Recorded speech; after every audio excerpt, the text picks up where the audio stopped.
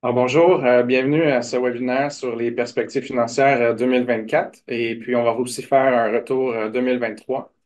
Alors aujourd'hui, pour vous présenter ceci, on a un invité qui provient en fait de CIBC Gestion d'actifs, donc Francis Tivierge, Bonjour. qui est gestionnaire principal de portefeuille et chef multiclasse et devises. Bonjour à tous. Bienvenue. Je me présente Francis Fortin, vice-président gestion des placements. Et puis, je suis accompagné également de François Fréchette, qui est directeur principal gestion des placements également. Donc, mise en garde usuelle. Donc, on vous présente en fait que cette présentation-là, elle est à titre informatif seulement. Donc, on n'est pas ici pour vous donner des conseils spécifiques. Parfait. Alors, à l'heure du jour, une légère introduction, une mise en bouche pour notre invité que je vais faire. Alors, Francis Tivierge va ensuite revenir de façon plus détaillée sur ce qui s'est passé en 2023 sur les marchés boursiers. Je vais adresser la performance des fonds et des portefeuilles. Ensuite de ça, on va aller parler plus des perspectives 2024, donc un peu plus aller dans ce qu'on prévoit pour le reste de l'année. Et puis, François Fréchette va adresser, lui, en fait, le positionnement des portefeuilles et des gestionnaires et le changement par rapport à l'année dernière également. Donc, en introduction, donc une récession évitée en 2023 contre toute attente. Donc, je vous rappelle qu'en début d'année 2023, tout le monde s'attendait à une récession qui ne s'est pas produite. Donc, plusieurs raisons. La première, en fait, c'est vraiment un retour tout près des cibles de l'inflation, au Canada surtout. Donc, je vous rappelle la fourchette de taux d'inflation de la Banque du Canada est de 1 à 3 au 31 décembre 2023. Le taux d'inflation au Canada était à 3,1, donc on s'est vraiment rapproché très près de la fourchette. Du même coup, les taux d'intérêt ont continué à augmenter de façon beaucoup plus graduelle cette année, dans la première moitié d'année, contrairement à 2022, là, où on avait vu une hausse assez fulgurante. Donc, tout ça fait en sorte qu'on a atteint un certain plateau depuis la mi-juillet jusqu'à aujourd'hui à un taux directeur d'environ 5. Ensuite de ça, retour des obligations. Donc, les obligations peuvent enfin jouer leur rôle au sein d'un portefeuille équilibré, principalement grâce à la hausse des taux d'intérêt. Également, le rendement à échéance des obligations est beaucoup plus attrayant qu'il l'a été dans les dernières années, grâce notamment à cette augmentation des taux-là. Les marchés ont été propulsés par l'intelligence artificielle et les sept magnifiques. Francis va d'ailleurs nous en discuter un peu plus à ce niveau-là. Sur les marchés américains, il y a des secteurs qui ont été favorisés, comme par exemple le secteur des technologies de l'information, mais je ne veux pas trop prendre de détails parce que Francis va adresser la question. Et on a observé certaines performances divergentes entre certains pays. Donc, nous, de notre côté, en Asie, on a vu la performance du Japon et de la Chine qui ont été vraiment en sens opposé. Donc, le Japon qui a eu un rendement de plus de 20 la Chine qui a perdu plus de 13 de rendement. Encore une fois, je pense que ça fait partie des observations de Francis et de CIBC qui va pouvoir nous partager. Et puis, est-ce qu'un atterrissage en douceur est possible pour 2024? Alors, c'est la question que tout le monde se pose. Pour en discuter, vous voyez à l'écran là, donc un graphique que j'aime beaucoup. Il s'agit en fait du nombre de fois que le mot récession ou atterrissage en douceur est apparu dans les articles de Bloomberg. Donc, on voit qu'en 2023, le mot récession arrivait souvent dans les articles, a été en baisse drastique là, tout au long de l'année. Par contre, à l'inverse, le mot atterrissage en douceur a pris beaucoup d'ampleur, surtout en fin d'année. En fait, le consensus, c'est que les banques centrales auraient réussi à combattre l'inflation et qu'un atterrissage en douceur serait possible beaucoup plus qu'on anticipait l'année dernière. Donc, sans plus nous tarder, retour sur 2023, en commençant avec une question. Donc, vous la voyez à l'écran. Selon vous, quelle est la classe d'actifs qui s'est le plus démarquée en 2023? Donc, vous avez le choix entre le marché monétaire, les obligations canadiennes, les actions canadiennes, les actions américaines et puis les actions japonaises. Donc, je vous laisse voter. On a présentement un bon taux de participation et on a les réponses que vous voyez à l'écran. Donc, selon vous, les actions américaines ont mieux performé. Donc, Francis, est-ce que nos clients ont raison? Je te laisse la parole avec la prochaine slide. Bien, certainement, on le voit là, avec ce tableau-là qui montre que les actions américaines ont très bien fait durant l'année. En fait, non seulement les actions américaines, mais les actions mondiales là, dans l'ensemble ont très bien fait. des rendements qui sont plus forts à ce que les marchés boursiers normalement, là, disons en moyenne à long terme. C'est pas le genre de rendement qu'on observe dans les marchés boursiers. Donc, ça a été une très bonne année à ce niveau-là. Il y a quand même eu des divergences importantes. D'un côté, on voit effectivement les États-Unis qui ont particulièrement bien fait, à presque 23 de rendement. Petit point à noter technique, si on parle de rendement en dollars canadiens.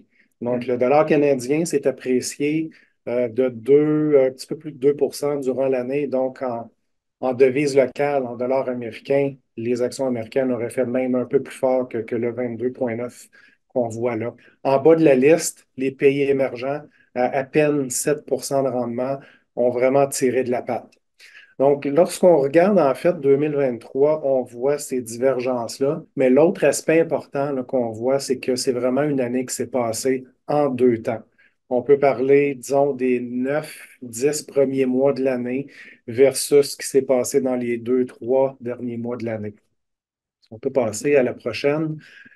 Ici, on voit, en fait, un point important ici à regarder, c'est non seulement regarder l'année 2023 comme ce qui s'est passé sur l'année de calendrier du début à la fin de l'année, mais mettre ça en perspective un peu plus long, d'où on arrivait. Parce qu'en réalité, la première partie de l'année de 2023, c'était une continuité de ce qu'on a vu en 2022, c'est-à-dire un cycle économique et des cycles de marché qui ont été dominés par ce que les banques centrales faisaient.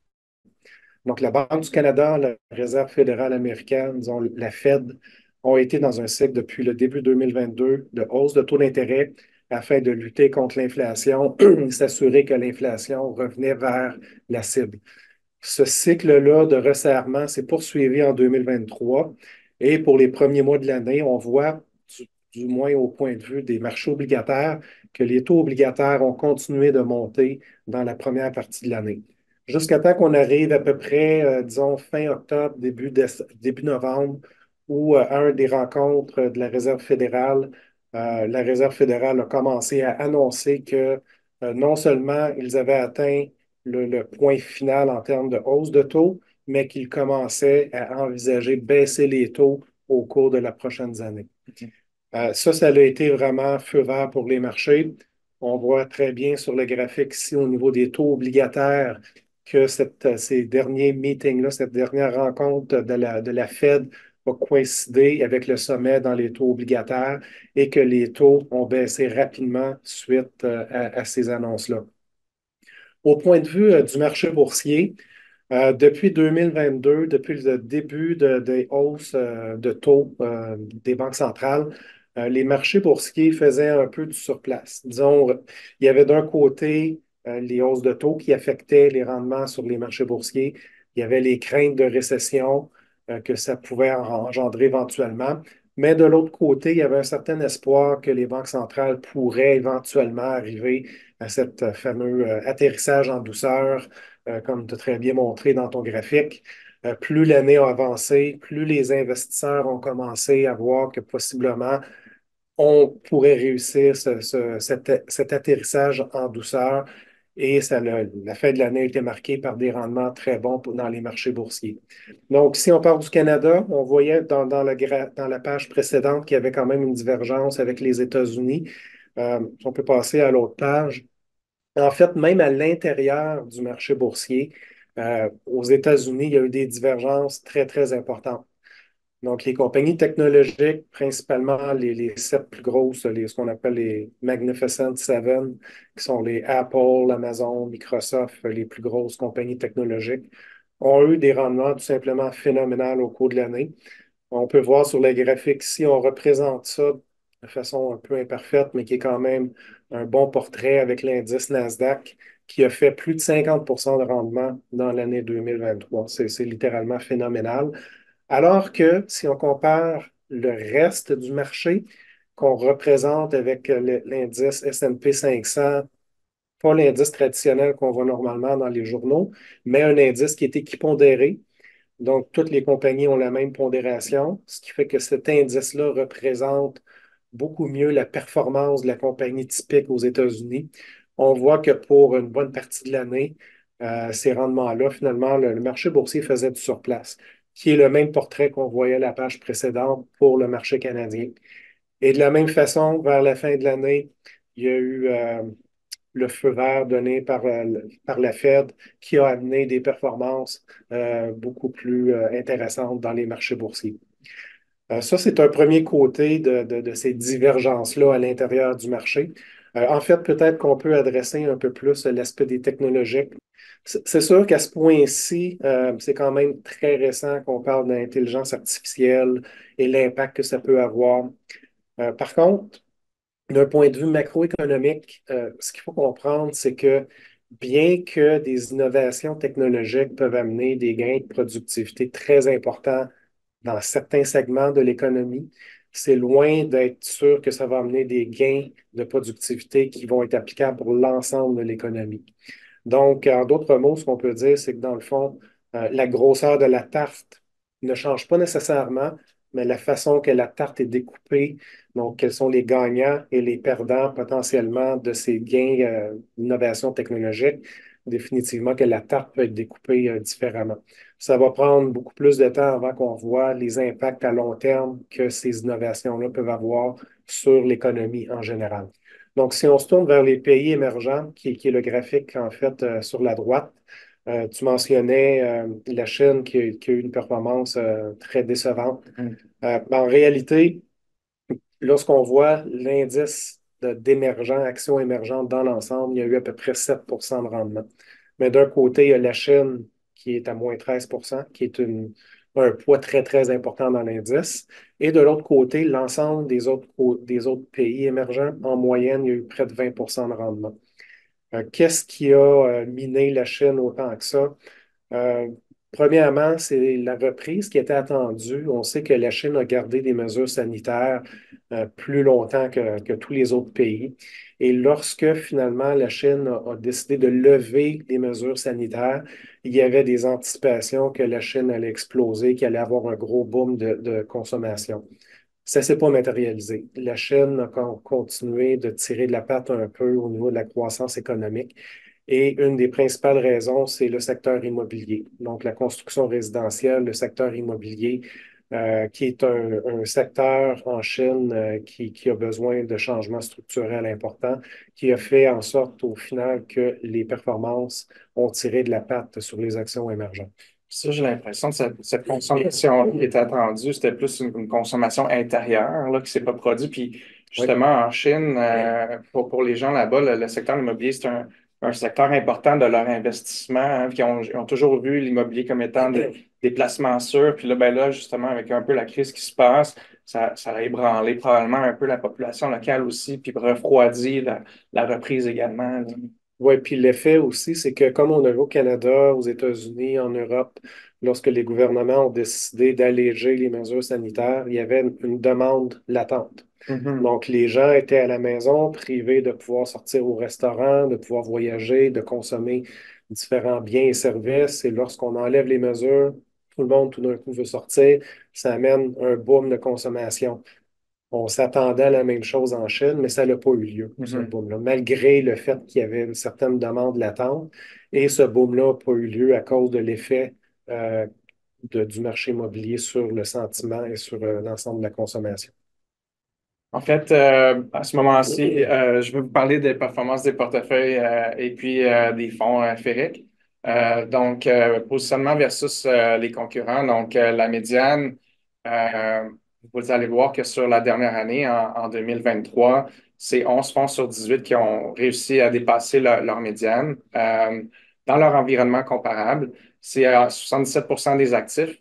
Donc, une bonne année. Ce qui est plus important, c'est qu'à long terme, c'est persistant et c'est même légèrement supérieur avec 11 fonds sur 15 sur 5 ans, 8 fonds sur 10 sur 10 ans et plus de 90 des actifs qui se retrouvent dans les deux premiers quartiles de leur univers de comparable. Donc, des résultats tout de même exceptionnels à long terme. Si on va plus précisément sur chacun des segments des classes d'actifs, donc on va commencer avec les fonds de revenus fixes. Je voulais en fait mettre en perspective les rendements du fonds Féric Revenu court terme et du fonds Féric Obligations canadiennes. Donc, le fonds Obligations canadiennes qui a réussi à avoir un rendement de 6,8 dans cet environnement-là. Je pense un peu à l'instar de ce que mon collègue Francis ici a mentionné. Les derniers 3 mois de l'année ont été un boost incroyable sur les obligations canadiennes, les obligations générales, les obligations canadiennes, du fait que les anticipations de taux d'intérêt ont baissé de façon très, très, très importante, alors que les taux avaient continué à monter de façon graduelle jusqu'à la mi, voire mois septembre, là. Donc, ça, en fait, ça a provoqué une plus-value qui est venue des anticipations de taux d'intérêt. Donc, faire vraiment la distinction entre les taux d'intérêt de la Banque du Canada et les anticipations de taux d'intérêt. Donc, cette anticipation-là a créé une plus-value, un gain. Il y a eu en même temps aussi un rétrécissement des écarts de crédit. Donc, dans l'optique où on s'attendait à ce qu'il n'y ait plus de récession, un atterrissage en douceur, il y a eu une effervescence pour la demande de crédit qui a fait rétrécir les écarts et ça aussi, ça se transpose en fait en gain pour les fonds obligataires. Le fonds revenu court terme a très bien fait aussi, une très bonne année. Ça provient surtout du niveau des taux d'intérêt. A moins bénéficié de cette plus-value-là, de l'anticipation des taux ou de l'écart de crédit. Jusqu'à une certaine mesure, oui, mais pas autant que le fonds obligation canadienne qui est plus sensible à ces effets-là. Les autres fonds d'obligation ont également fait des rendements autour de 5, 6, 7 Obligation mondiale de développement durable, vous le voyez à 5,7. Et puis Revenu mondial diversifié, qui a une petite composante en action. Je pense que mon collègue François, tantôt, va commenter le positionnement du gestionnaire justement sur ce point-là.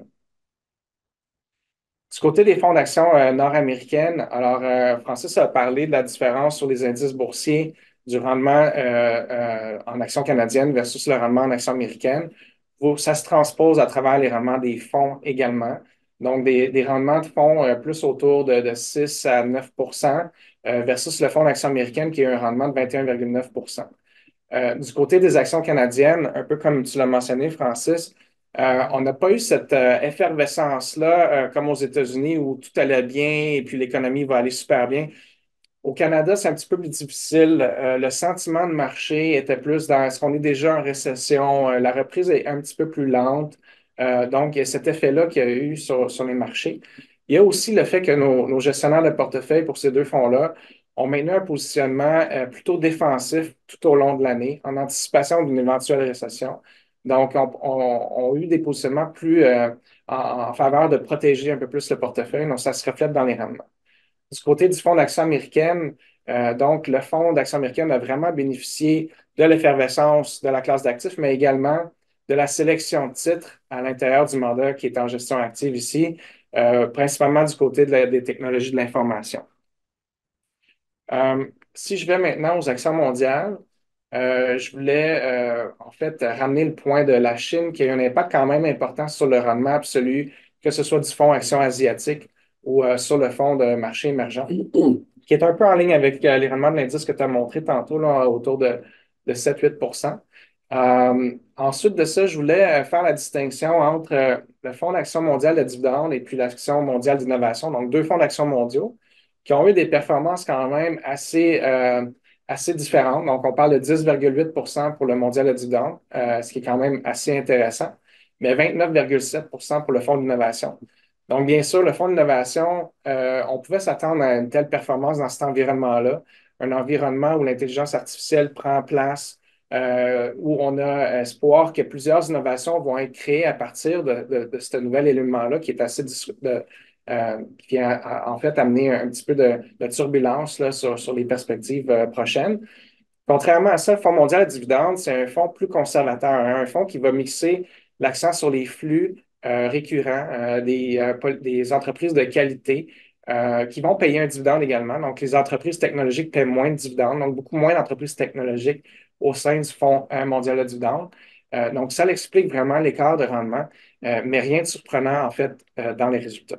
Juste, Francis, pour le bénéfice, parce qu'il y a une question là, du public, que les Oui. frais qui sont, les rendements qui sont présentés là, sont nets des frais. Oui. Juste pour le bénéfice de tous. Merci. Merci beaucoup pour la précision.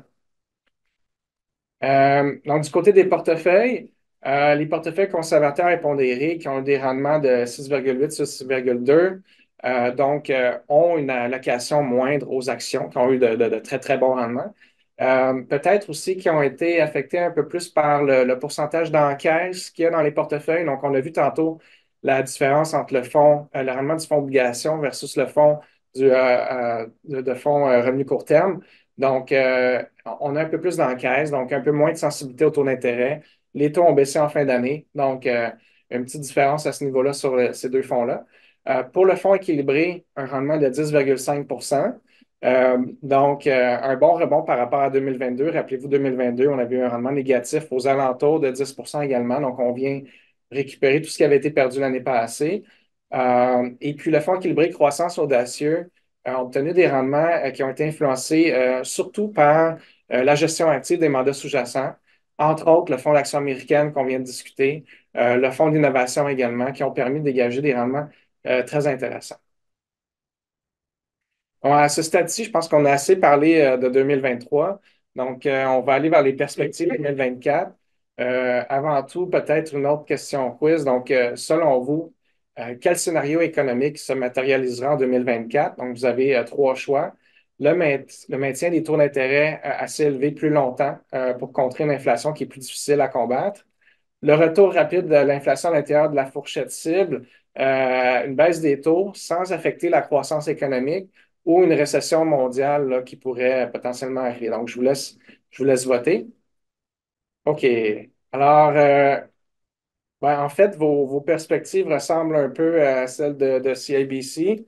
Donc, il y a peut-être certains employés de CIBC qui sont en ligne. Ben, c'est intéressant les résultats. En fait, ces trois scénarios-là, c'est les trois scénarios que nous, on utilise pour élaborer nos perspectives pour la prochaine année. Notre scénario principal, c'est le scénario de hausse prolongée.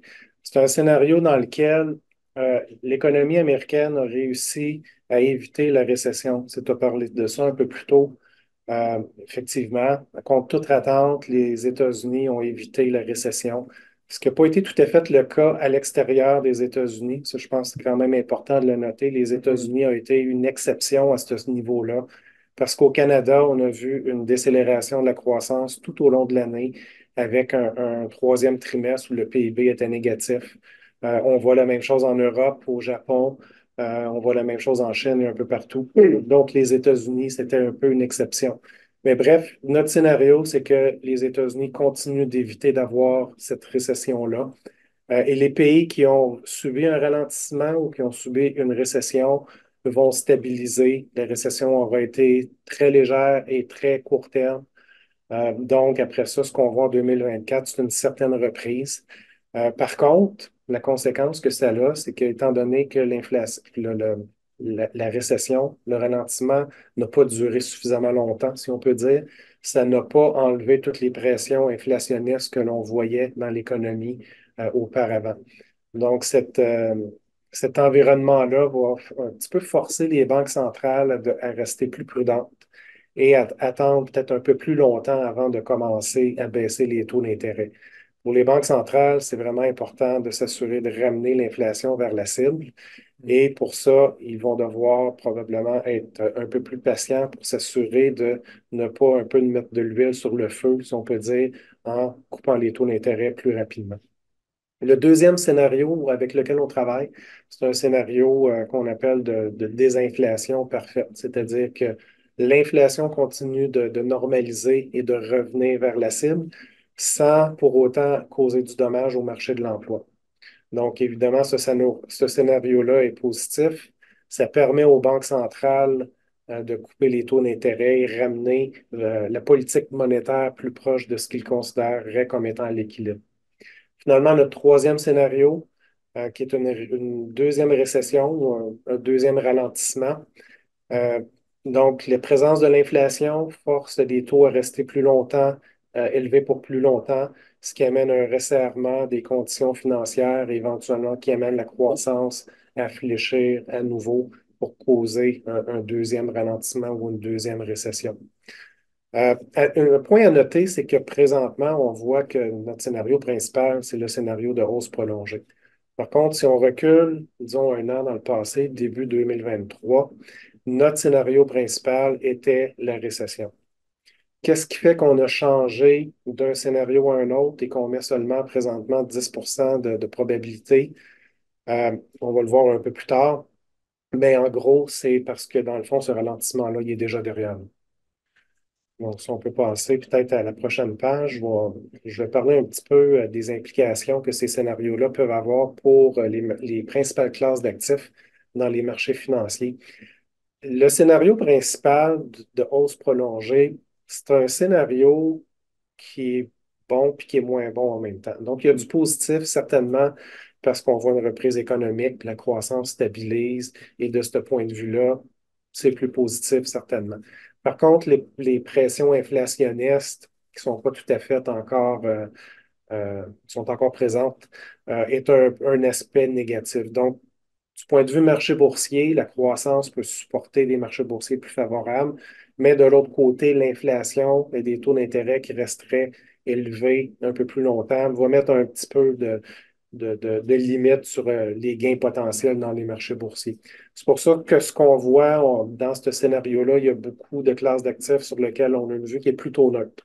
Parce que c'est un mélange du positif et du négatif qui fait que le net des deux, c'est qu'on a une vue qui est pas très forte, pas très négative, qui est plutôt neutre.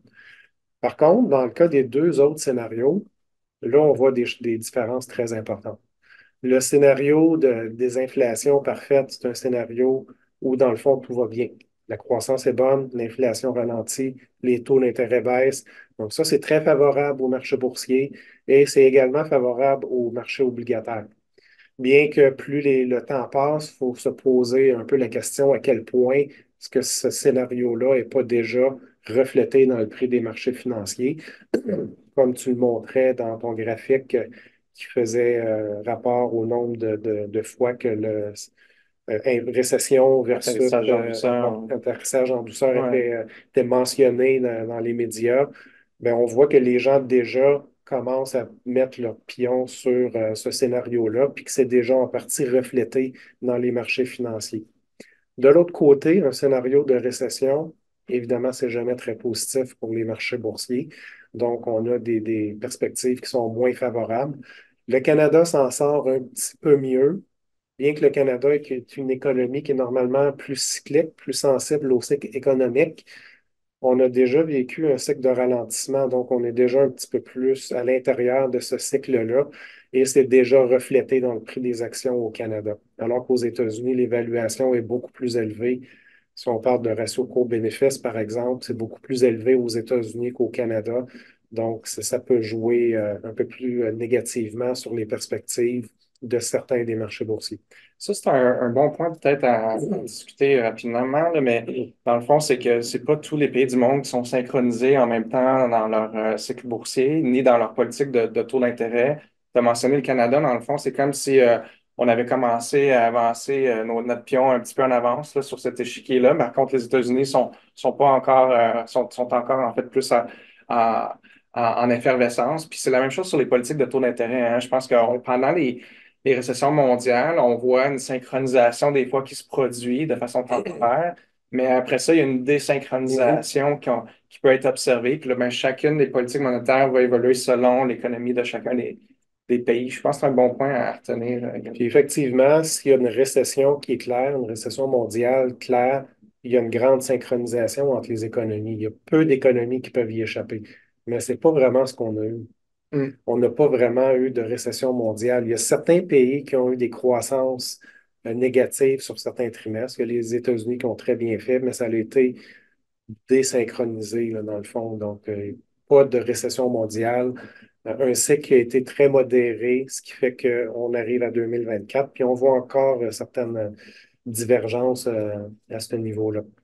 Donc, je mentionnais un peu plus tôt là, comme quoi notre scénario principal pour l'année 2023 est une récession, puis que là, on a changé notre scénario principal. C'est pas tant que notre vue a changé par rapport à la récession ou à l'atterrissage en douceur, c'est que dans le cas particulièrement du Canada, puis de l'Europe, c'est le cas, on a déjà vécu ce ralentissement-là. Donc, ce ne serait pas approprié de prédire un ralentissement économique alors qu'on est déjà dans ce cycle-là.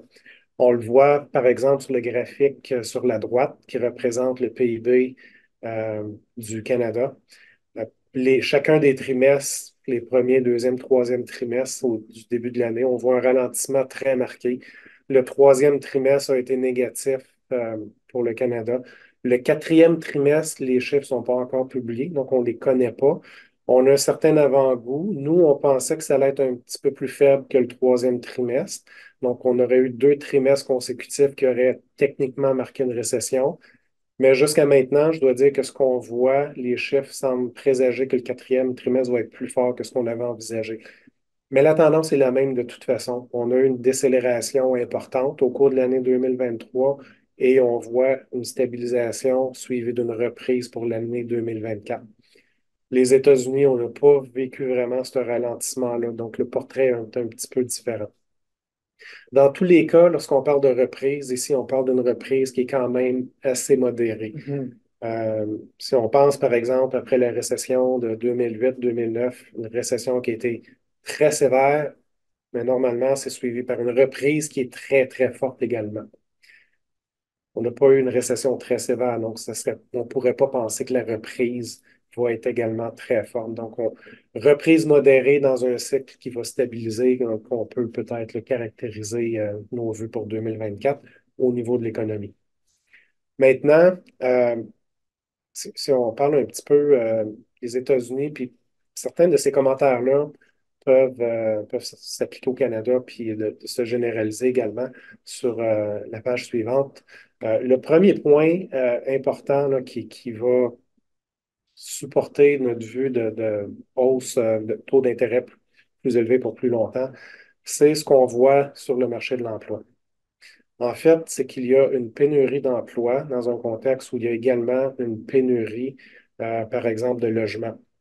Donc, il y a une double pénurie. Un manque de logements et il manque de travailleurs pour construire des nouveaux logements. Mais ces pénuries-là, on le voit de façon plus large à l'ensemble de l'économie. Donc, ça met des pressions sur le marché de l'emploi, ça met des pressions sur les salaires, puis ça cause de l'inflation. Il y a un concept qui est utilisé par les économistes pour un petit peu mesurer puis refléter à quel point le marché de l'emploi est serré ou non. C'est ce qu'on appelle, je ne sais pas si c'est un terme en français, mais c'est le NAIRO, qui est un terme qui essentiellement, si on voudrait l'expliquer de façon la plus simple, c'est le taux de chômage d'équilibre qui montrerait qu'à ce niveau-là de taux de chômage, il y a un équilibre entre l'offre et la demande sur le marché de l'emploi. Donc, c'est un taux de chômage qui serait non inflationniste et qui serait ce que les économistes visent à avoir en moyenne à long terme. Présentement, on voit que le taux de chômage est de façon assez importante en bas de ce niveau-là. Donc, le taux de chômage est très bas, l'économie est au plein emploi, les entreprises n'ont pas le choix de garder leurs employés, ça met de la pression sur les salaires. Et c'est très important, ça, parce que pour que les banques centrales puissent arriver à atteindre leur objectif sur l'inflation, sur leur cible d'inflation, ils doivent, jusqu'à un certain point, contrôler ce qui se passe sur le marché de l'emploi. Puis là, je vais te poser une question. Dans le fond, est-ce que justement ce taux de chômage-là, si bas que ça, peut amener beaucoup d'inflation dans les salaires aux États-Unis et le risque d'avoir une seconde vague d'inflation, est-ce qu'il est toujours là? Comment on peut voir ça, en fait? Oui, bien, si on passe à l'autre page, Ah, parfait. tu me devances. On sait que la Banque centrale aux États-Unis, sa cible d'inflation, c'est l'indice de PCE, l'indice central, le Core PCE. Il vise une inflation à 2%. Donc, on voit sur le graphique à gauche, le choc d'inflation qu'on a eu en 2021, c'était suite à la pandémie, avec toutes les dislocations qu'il y a eu dans les chaînes d'approvisionnement. Ça a emmené des biens qui étaient en rupture de stock. Et il faut aussi noter en même temps qu'à ce moment-là, qu'il y avait des ruptures de stock puis des chaînes d'approvisionnement qui ne fonctionnaient pas correctement, il y avait un gros boom de demande. Donc, les gens retournaient au travail. Les gens qui avaient perdu leur emploi avaient reçu des prestations du gouvernement. Et donc, il y a, d'un point de vue macroéconomique, évidemment, il n'y a pas eu tant de dommages suite à la pandémie. Donc, on s'est retrouvé dans une situation de boom de consommation avec des ruptures de stock. Ça Avec l'a de l'épargne qui avait avec augmenté beaucoup beaucoup. d'épargne. Donc, ça a amené ce choc d'inflation qu'on voit qui a eu lieu principalement en 2021. Au fur et à mesure que ces dislocations-là de chaînes d'approvisionnement, le manque de travailleurs a commencé à se corriger. On voit que l'inflation a commencé à revenir. Puis ça, c'est un point sur lequel les gens semblent mettre beaucoup l'attention. Oui, mais l'inflation était très élevée, puis elle a baissé. On est pratiquement à 3%. Il y a un aspect un peu mécanique à tout ça, là, que, au fur et à mesure que les choses se corrigent. Mais il faut le dire, 3%, c'est encore en haut de la cible des banques centrales. Et pour avoir une idée de qu'est-ce qui s'en vient devant nous, pour regarder un petit peu, décortiquer l'inflation, pour regarder les principales composantes, pour comprendre d'où provient l'inflation et quelles sont les tendances à court terme dans ces composantes-là. Donc, l'inflation, essentiellement, là, on peut séparer ça en trois composantes. Le logement, les services et les biens de consommation. Les services, c'est un segment d'inflation qui est particulièrement important parce que c'est plus directement lié à ce qui se passe sur le marché de l'emploi. Donc, c'est un segment qui est important pour les banques centrales de voir qu'il y a des progrès au niveau de l'inflation dans les services. Ce qu'on voit sur le graphique sur la droite, c'est que, au contraire, l'inflation dans les services semble vouloir réaccélérer à ce point-ci. Il y a eu certainement des améliorations, que l'inflation a diminué, mais là, c'est en train de réaccélérer. C'est définitivement pas ce que les banques centrales cherchent à faire. Donc, il y a des inquiétudes. Est-ce que les gains qu'on a eus jusqu'à maintenant sont soutenables avec ce qu'on voit un petit peu qui se passe derrière les chiffres? Il y a des questions à se poser à ce niveau-là. Maintenant, ça, c'était plus l'aspect États-Unis qui reste quand même l'économie dominante sur l'échiquier mondial. Mais au Canada, on voit une situation euh, qui est un peu semblable, mais qui a évidemment certaines différences importantes.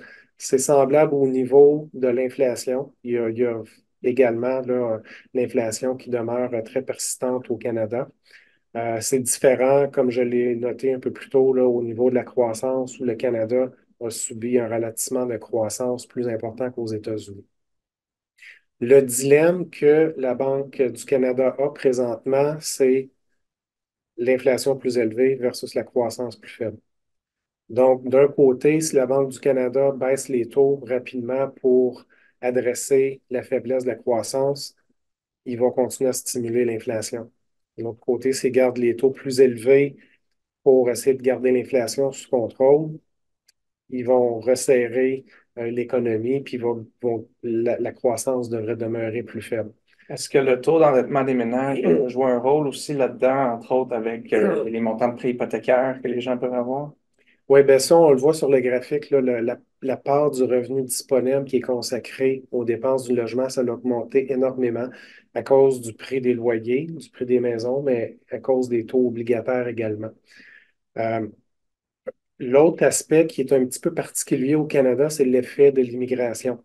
Donc, on sait qu'il y a eu une grande vague d'immigration au Québec et dans l'ensemble du Canada dans les dernières années, qui était dans le but de combler des manques, des besoins qu'on avait au niveau du marché de l'emploi.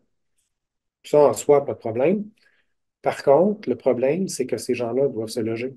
Ces gens-là doivent louer un appartement ou bien acheter une maison. Donc, dans un contexte où le parc immobilier est assez limité, donc il n'y a pas de surplus de logements disponibles au Canada, avoir un boom d'immigration comme ça, de gens qui se cherchent des loyers, ça continue à mettre de la pression à la hausse sur le prix du logement qui contribue à maintenir l'inflation plus élevée. Fait que c'est un dilemme qui est assez difficile pour la Banque du Canada. Il y a quand même des attentes que la Banque du Canada va baisser les taux au cours de la prochaine année, mais nous, notre vue, c'est que la Banque du Canada, de la même façon que la Réserve fédérale américaine, vont devoir être un peu plus patientes avant d'entamer leur cycle de baisse des taux d'intérêt. OK. Un dernier commentaire avant de vous redonner la parole. Euh, on parle de politique monétaire, mais en réalité, vous, moi, les compagnies, on ne se finance pas auprès de la Banque du Canada. On se finance soit dans les marchés financiers ou auprès de notre banque. Donc, la Banque centrale, lorsqu'elle applique sa politique monétaire, lorsqu'elle va dicter le taux directeur, n'a pas d'impact directement sur l'économie réelle. Cet impact-là sur l'économie va se transmettre via les conditions financières. Donc, les conditions financières, c'est un autre concept économique qui vise à mesurer justement l'impact que les banques centrales peuvent avoir sur l'économie réelle. Puis c'est les différents indices de conditions financières qui existent pour mesurer ça. Ça va principalement prendre des prix de marché, donc les taux d'intérêt sur le marché, les écarts de société sur le marché. Même le prix des marchés boursiers Ça fait revient un peu au partie. point que je faisais tantôt entre le taux de la Banque du Canada ou les banques Exactement. centrales versus les anticipations de taux du Oui. marché, là. Puis tout ça, c'est reflété dans les conditions financières qui, elles, ont un impact plus direct sur l'économie réelle. Donc, ce qu'on voit sur le graphique, c'est qu'en 2022, quand les banques centrales ont commencé leur cycle de resserrement, les conditions financières se sont resserrées de façon considérable. Donc, il y a eu un impact direct entre la politique monétaire et l'effet sur l'économie réelle. Par contre, en 2023, alors que les banques centrales continuaient d'envoyer le message, on a encore du travail à faire, l'inflation est encore trop présente, il faut continuer à monter les taux. Toute l'année, c'était le message des banques centrales. Très tôt dans l'année, on a commencé à voir un assouplissement des conditions financières. C'est comme si le marché boursier, le marché obligataire, il disait ce que la Banque du Canada, ce que la Fed nous dit, on met ça un peu de côté. Nous, on voit 1 an, 2 ans dans le futur et il y a eu un assouplissement des conditions financières. Donc, ça, ce que ça a comme impact, c'est que ça va un peu à l'encontre de ce que les banques centrales voulaient faire. Et c'est quelque chose qu'ils considèrent activement dans leur prise de décision, à savoir est-ce que c'est le temps de couper les taux d'intérêt? Ils vont regarder l'effet que ça a sur l'économie et l'effet que ça a sur les conditions financières. Parfait. Juste, Francis, une question du public aussi par rapport à tout ce qui est la démographie. Au Canada, on a entendu beaucoup parler de la démographie au cours de la dernière année, puis l'impact que Mhm. ça a eu sur l'économie. Puis évidemment, il y a tous les pays émergents aussi. Qu'est-ce que ça pourrait avoir comme impact là, dans les prochaines années? Je ne sais pas si vous pouvez Ben commenter un oui, peu à ce c'est sujet-là. une question très large, mais juste pour essayer d'adresser ça le plus directement possible, il y a deux impacts potentiels euh, que ça peut se faire sentir. Il y a un aspect beaucoup plus long terme. Donc, il y a une des pages précédentes là, où je montrais nos perspectives pour la première année. Il y avait une des premières colonnes qui était nos perspectives de rendement au cours des 10 prochaines années. Sur des vues à long terme, la démographie a un impact important. C'est la croissance de la population qui a un impact sur la croissance économique potentielle. Ça, c'est des forces qui bougent très lentement. Euh, Par contre, à court terme, avec les vagues d'immigration qu'on a eues, là, ça peut avoir un impact beaucoup plus immédiat sur la croissance et sur l'inflation. Donc, je l'ai noté pour le Canada. Le Canada, un cas particulier où on a vécu vraiment une grosse vague d'immigration. On voit un petit peu cet effet-là aux États-Unis, beaucoup moins marqué. Puis peut-être qu'aux États-Unis, c'est une des raisons pour lesquelles l'économie a réussi à éviter la récession parce que les besoins de main-d'œuvre ont été comblés avec des immigrants qui sont rentrés au pays. Donc, ça l'a limité un petit peu. Il y a eu des pressions sur les salaires aux États-Unis, mais peut-être moins qu'il y en aurait eu s'il n'y avait pas eu autant d'immigration durant ces périodes-là. C'est un point super intéressant là, qui peut être influencé par plein de choses, là, entre autres les catastrophes naturelles ou les guerres, les conflits géopolitiques qui peuvent influencer ça. Puis j'ai l'impression que dans les prochaines années, il va y en avoir de plus en plus de ça. Mais tu as parlé d'effets contraires tantôt aussi. Il y a l'intelligence artificielle, justement, là, qui vient d'arriver, Mhm. qui est relativement nouveau avec l'efficience que ça peut amener. Donc, peut-être pouvoir être un peu plus efficace du côté du marché du travail. Donc, quand on est en pénurie de main-d'œuvre, ça peut aussi aider. Donc, il y a différentes forces, dans le fond, Ouais. qui travaillent de façon opposée, là. Puis le but de ça, ben, je pense quand on investit, c'est d'en être conscient et de pouvoir diversifier le plus possible nos investissements, pas se faire frapper par une de ces forces-là en particulier. Ouais, certainement, c'est des impacts assez importants.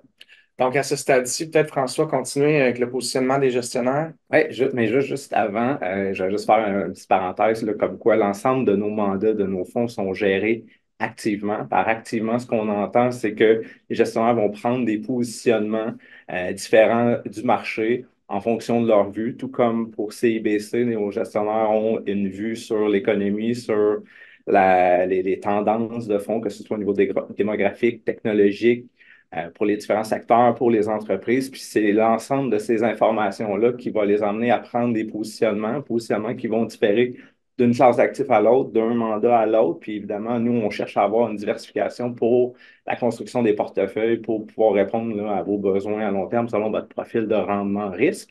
Et donc, si on commence là, avec les fonds de revenus fixes, l'année dernière, si on fait un petit recul là, en 2022, en 2023, pardon, nos gestionnaires avaient un positionnement au niveau de la durée, de la sensibilité au mouvement de taux d'intérêt plus faible. Ils anticipaient des hausses de taux qui se sont matérialisées, qui ont venu bonifier la performance relative là, de nos gestionnaires en 2023.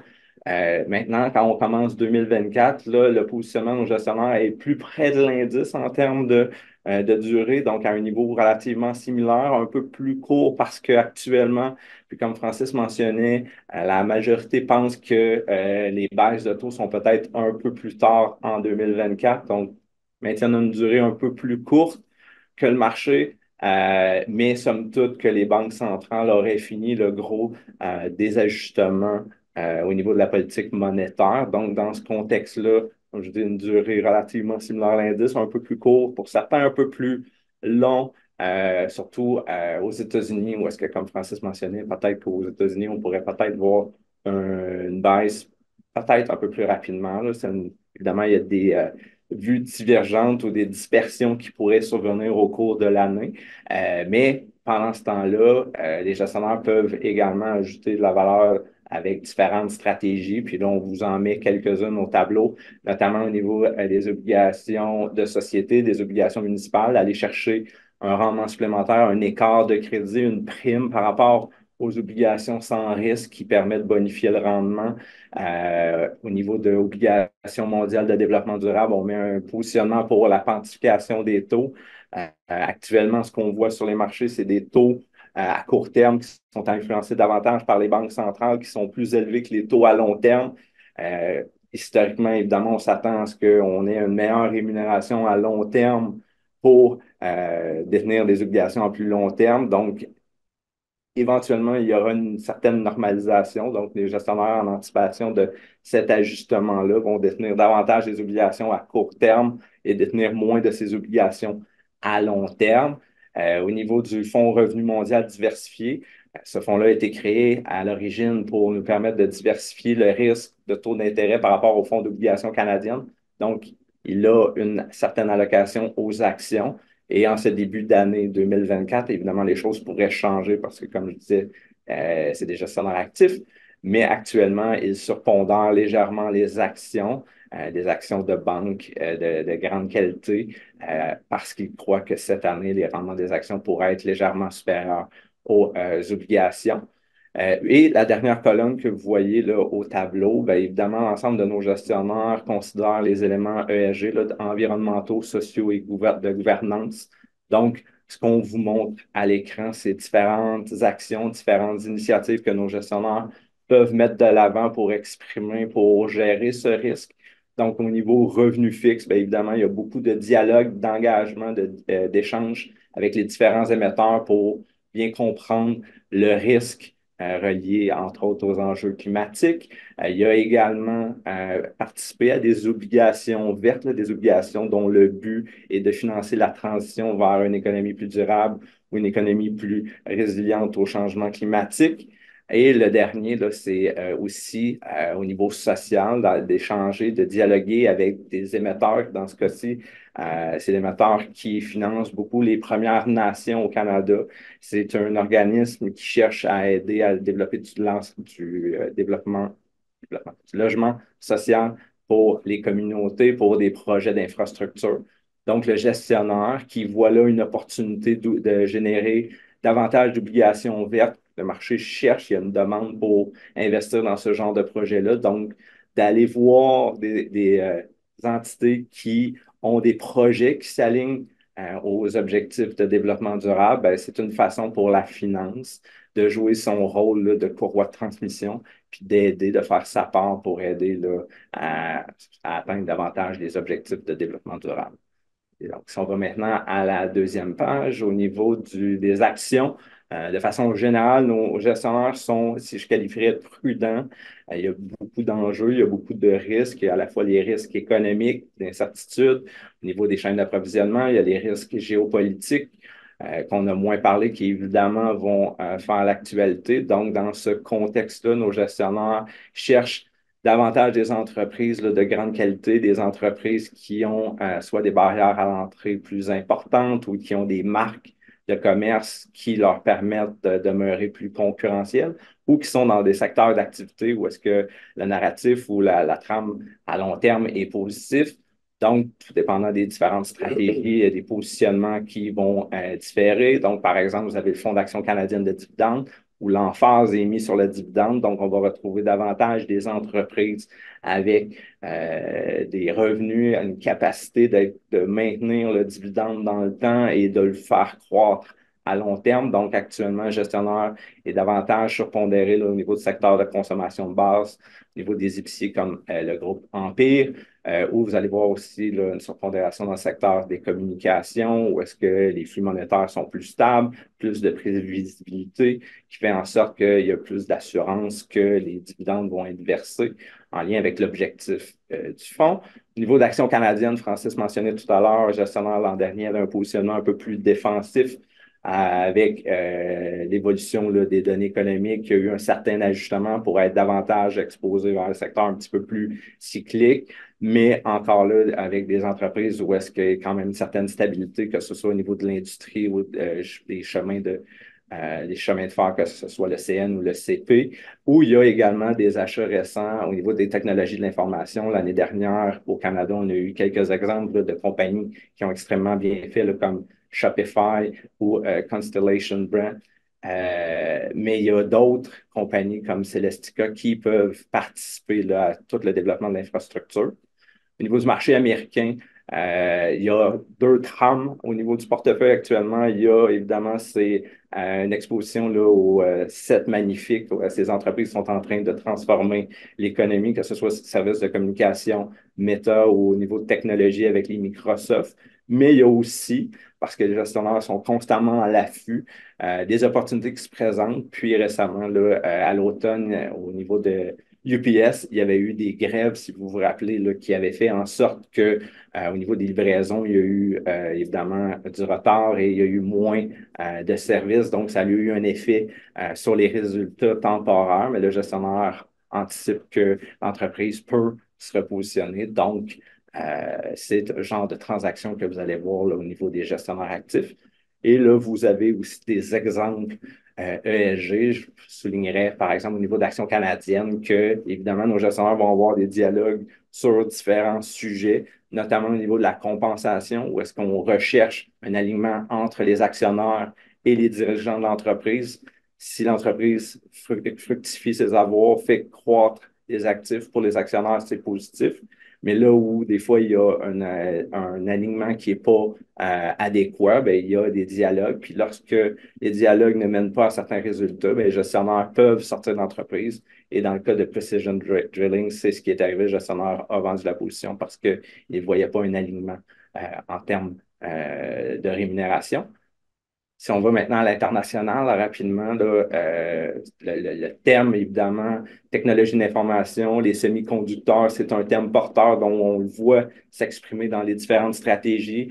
L'Europe a peut-être une démographie moins favorable, mais il y a beaucoup de compagnies qui exportent à l'international, que ce soit dans les pays émergents ou partout dans le monde. Donc, il y a des opportunités de rendement, il y a une valorisation un peu moins élevée actuellement que par exemple, aux États-Unis. Donc, il y a des opportunités qui se présentent, que ce soit, comme je disais, au niveau des semi-conducteurs ou que ce soit au niveau d'autres technologies ou, par exemple, aussi Alphen, qui est une compagnie d'industrie qui est des bornes de recharge avec le déploiement là, de toute l'infrastructure pour supporter les voitures électriques. Au niveau de l'Asie, gestionnaire, évidemment, surpondeur actuellement le Japon. Japon qui a été favorisé là, par toute cette inflation-là. C'était favorable parce que pendant longtemps, le Japon cherchait à générer de l'inflation, donc a bénéficié. Le gestionnaire est surpondéré au Japon et il surpondère également Taïwan avec les semi-conducteurs. Marché émergent, marché asiatique, nos gestionnaires sont plus prudents au niveau de la Chine, où est-ce qu'il y a certains enjeux. Mais il y a dans des pays là, avec la démographie favorable une certaine consommation. Donc, gestionnaire investit notamment là, dans Pepco Group, qui est une chaîne là, de magasins dans l'Europe de l'Est, ou dans une compagnie comme Hypera, qui est une compagnie pharmaceutique, là, des produits pharmaceutiques pour la consommation locale au Brésil.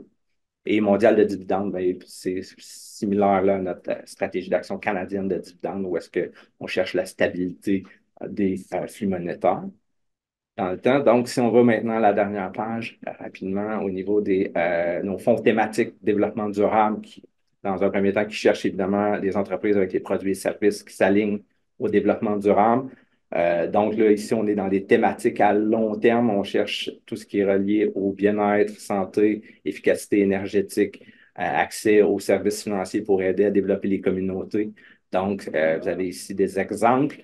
Et au niveau d'Action mondiale d'innovation, ben là, on en a parlé abondamment avec l'intelligence artificielle, l'info nuagique et les services de santé là, qui sont des vecteurs à long terme que justement cherchent des positions à ce niveau-là. Parfait. Alors, pour conclure, 2023 a eu une résilience inattendue.